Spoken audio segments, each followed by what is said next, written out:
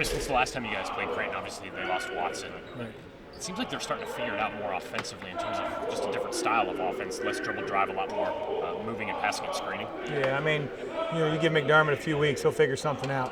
He's a really good coach, and they run 1,000 set plays. And for a large part of the year, so much was dependent on the little guy getting in the lane. You lose that. You don't necessarily replace that type of speed, that type of ability to break down a defense. So it's taken them a little bit of time.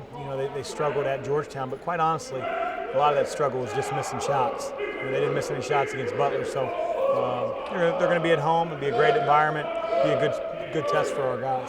Were you pleased with how decisive, I guess, aggressive Sean and Sheed and Tyreek were the last time out? Yeah, I thought our front court, handled a really good front court. Angel Delgado is as good as any big in our league, and I thought their energy, their ability to score the ball and rebound it and keep him off the glass was a big part of us winning.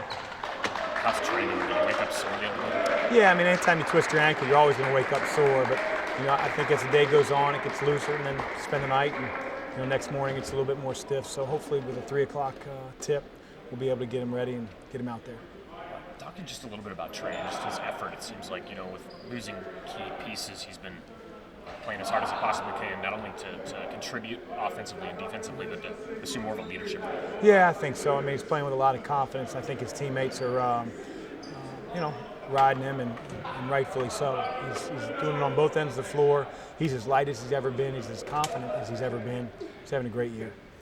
Has your team, even maybe more than previous years with all the close games you've played this year, really learned to cherish every possession and appreciate every trip down the court? Because the other night you're maybe a half inch away from losing at the buzzer. Yeah, we need to. Last year's team wasn't in a lot of close games. Even the ones we lost were 8, 10-point losses, except for the Wisconsin game. And this group's been totally different. So we've been in that situation a lot. And I think we've gotten better than we did at the beginning of the year than we were in the beginning of the year. So hopefully that experience pays off down the road. Tell me just about the opportunity to go to Creighton. In the Big East, you've got, if you miss out on a chance for a signature win, oftentimes with the home and home, you've got another chance to go get one. Yeah, it's going to be a tough environment, equally tough opponent.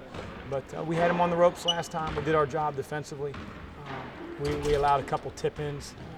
At the end of the game to really determine the game. So we got to do a better job when we switch on ball screens of making sure that Patton is blocked out by a guard and he does his job.